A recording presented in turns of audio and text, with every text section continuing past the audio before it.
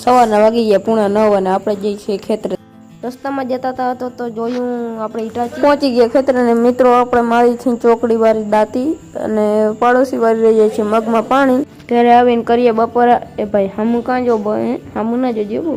પછી વાગી ગયા બપોરના 1:30 અને આપણે ઉપાડ્યો આપણો ઘોડો અને આપણે ગયા રાજભાઈને ઘરે।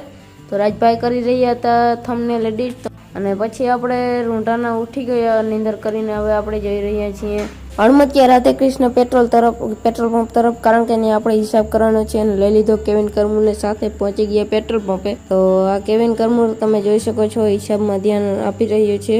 પછી આપણે ગયા ઓફિસે। પછી આપણે થોડી ચલાવી ગાડી પેટ્રોલ પંપ ઉપર, થોડી હવાબાજી કરી। પછી આપણે ભર્યું ડીઝલ। આ ભાઈ આવી ગયા દૂધના કેનિયા લઈને ડીઝલ ભરવા અને આ છે આપણા બાપની કંપની નથી કોકની। પછી આવી ગયા ઘેર। પછી કર્યો ગાંઠિયા નાસ્તો, મૂકી દીધું ટ્રેક્ટર।